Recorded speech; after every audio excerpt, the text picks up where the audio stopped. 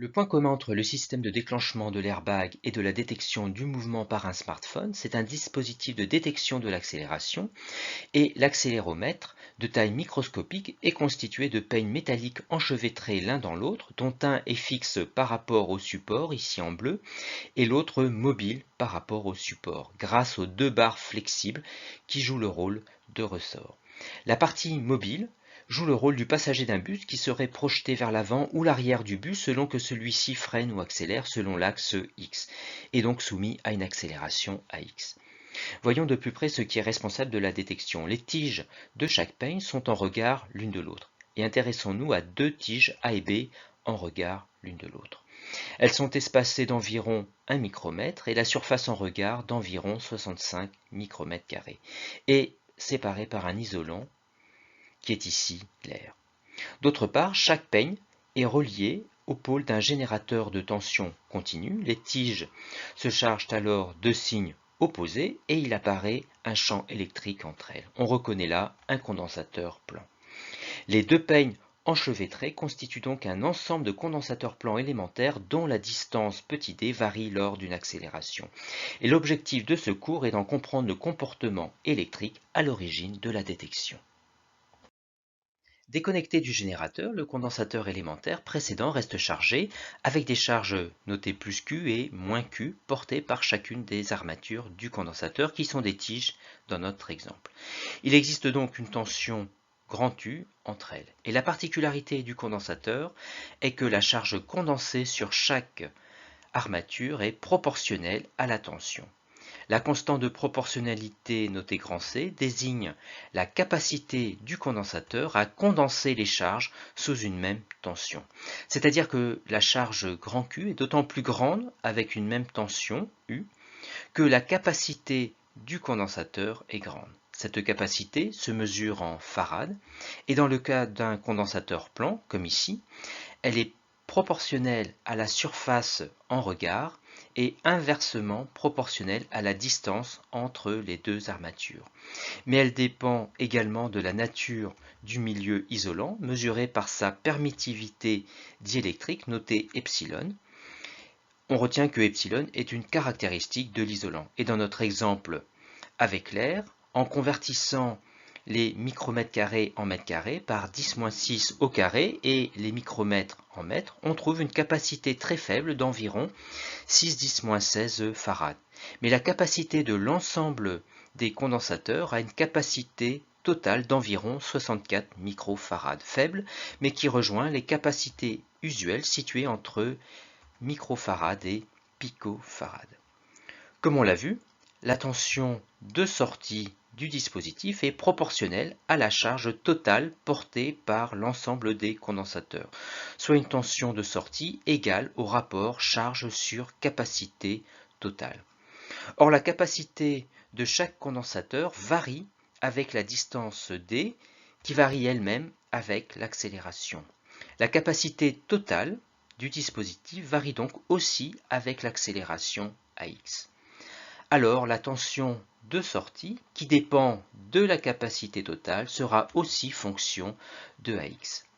Ainsi, pour cet accéléromètre particulier, un étalonnage a permis d'établir une relation affine entre tension de sortie et accélération, où 1,50 volts est la tension de repos, c'est-à-dire quand il n'y a pas d'accélération, et 0,0306 volts par unité d'accélération, la sensibilité de la tension vis-à-vis de l'accélération. Ainsi, une tension détectée de 2,10 volts signifie une accélération AX qu'on calcule en l'isolant dans la formule de 20 mètres seconde moins 2, soit environ 2 fois l'accélération de la pesanteur. Cet exemple illustre bien l'importance des condensateurs dans les capteurs omniprésents dans nos appareils du quotidien et montre la nécessité de pouvoir mesurer en continu ou régulièrement la capacité d'un condensateur. De nombreuses techniques existent et nous allons en découvrir une dans la suite. Cette méthode consiste à suivre temporellement la tension aux bornes du condensateur, symbolisée ainsi, lors de sa charge sous une tension constante grand E imposée par un générateur et symbolisée par cette flèche. Mais pour que la charge ne se fasse quasi instantanément, on la réalise en associant un conducteur ohmique, ici de résistance 3300 ohms. Un voltmètre suit l'évolution temporelle de la tension UC aux bornes du condensateur. À la fermeture du circuit, les armatures se chargent jusqu'à atteindre la charge maximale et la tension entre elles augmente jusqu'à atteindre la tension de charge grand E. On observe donc deux phases, un régime transitoire pendant lequel la tension évolue avant de laisser la place à un régime permanent où la tension reste constante. La méthode de détermination de la capacité consiste à tracer la tangente à l'origine, son intersection avec l'asymptote a pour abscisse un temps caractéristique noté τ et qui se trouve être égal au produit R fois C.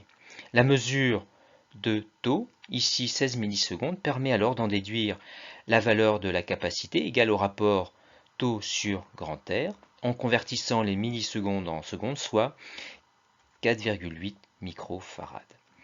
Voilà une des méthodes utilisées pour déterminer la capacité d'un condensateur. D'autre part, τ est un temps caractéristique de la durée de charge du condensateur. En effet, on considère en général qu'un condensateur est complètement chargé au bout d'une durée d'environ 5 fois τ. On peut donc augmenter ou diminuer le temps de charge en modifiant la valeur de la résistance. Et nous allons justifier dans la suite que le produit R fois C est homogène à un temps. Et pour cela, nous allons établir ici théoriquement l'expression de la tension UC en fonction du temps en accord avec l'évolution expérimentale. Pour cela, remarquons que la variation temporelle de UC est aussi celle de la charge Q du condensateur, car charge et tension sont proportionnelles. Et la dérivée temporelle de la charge, égale au coefficient directeur de la tangente, varie alors comme on le voit. Elle diminue ici. Or, la dérivée temporelle de la charge est homogène à des coulombs par seconde, c'est donc un débit de charge qui correspond par définition à l'intensité du courant électrique, noté I minuscule pour un courant variable. Retenons que cette expression, I égale d2q sur dt, est valable dans n'importe quel régime variable. Courant qu'on représente sur le schéma, sortant par convention du pôle plus du générateur. Revenons à notre démonstration de l'expression de UC et écrivons la relation entre les tensions du circuit. La tension aux bornes du générateur est égale à la somme des tensions des récepteurs, ici tension UC et tension UR aux bornes du conducteur ohmique. Rappelons qu'une tension est symbolisée par une flèche, par convention dans le même sens que I pour un générateur et de sens opposé pour un récepteur. D'après la loi d'Ohm, UR est égal à R fois I. Or, I est la dérivée temporelle de la charge. Et la charge est proportionnelle à la tension UC. La capacité étant constante, elle peut sortir de la dérivée. UR est donc égal à RC fois la dérivée temporelle de la tension UC. On voit alors apparaître ici une équation différentielle linéaire du premier ordre, c'est-à-dire reliant la fonction UC à sa dérivée première. On divise l'équation par RC pour faire apparaître la forme habituelle de l'équation différentielle y' plus AY égale B, où A et B correspondent à ces paramètres. Or, la solution mathématique d'une telle équation est de la forme y égale grand A exponentielle de moins A fois T plus grand B, où le paramètre petit a de l'exposant de l'exponentielle est le même que celui de l'équation différentielle. Grand A et grand B sont des constantes qu'on identifie à t égale 0 et à t infini. UC est donc de la forme grand A exponentielle de moins 1 sur RC fois t plus grand B, petit a étant égal ici à 1 sur RC. Pour déterminer les constantes A et B, écrivons tout d'abord UC à t égale 0. Exponentielle de 0 étant égal à 1, UC à 0 est égal à A plus grand B. Or, le condensateur était déchargé initialement, soit UC à T0 égale 0. Et donc, A et B sont opposés. Faisons tendre maintenant T vers l'infini. Exponentielle de moins l'infini est égal à 0, donc UC à T infini est égal simplement à grand B. Or, à T infini, le condensateur est complètement chargé. UC est alors égal à grand E. On en déduit donc que B est égal à grand E et grand A, qui est l'opposé de B, est égal à moins grand E.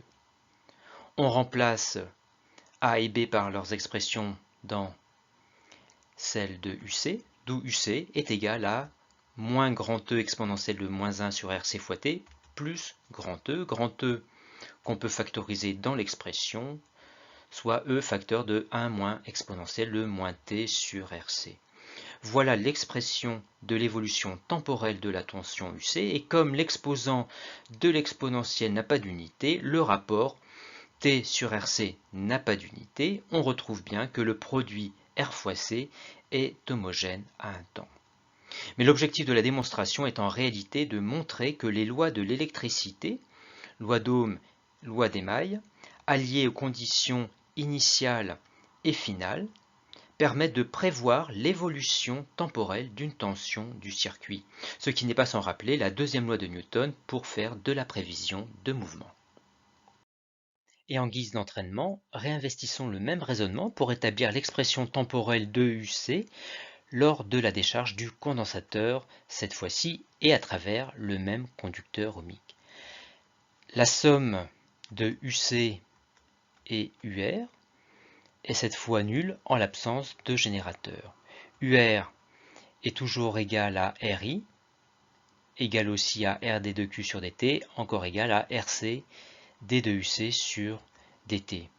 Et en divisant par RC, on retrouve la même forme d'équation différentielle linéaire du premier ordre, mais cette fois avec un membre à droite nul, et un paramètre petit a toujours égal à 1 sur RC. La solution a la même forme que précédemment, mais avec une seule constante grand A cette fois, et qu'on identifie AT égale 0. UC donc de la forme grand A exponentielle de moins 1 sur RC fois T. On écrit UC à T égale 0, soit UC de 0 égale grand A. Or, T égale 0 est maintenant l'instant où le circuit de décharge s'est refermé. Et à ce moment, le condensateur était complètement chargé, soit UC à ce moment qui est égal à grand E.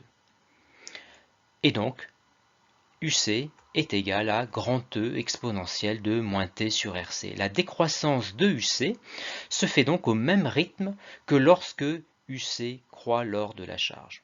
On peut donc mesurer taux qui est égal à RC sur la courbe de décharge avec la même méthode. C'est l'abscisse de l'intersection de la tangente avec l'asymptote qui est l'axe des abscisses lors de la décharge.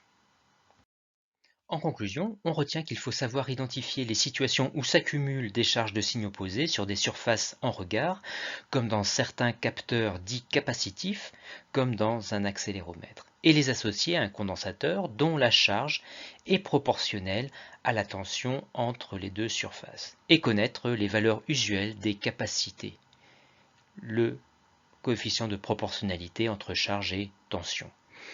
Dans le cas des capteurs capacitifs, savoir exploiter l'équation d'étalonnage fournie liant tension de sortie du condensateur et le paramètre physique, comme ici l'accélération.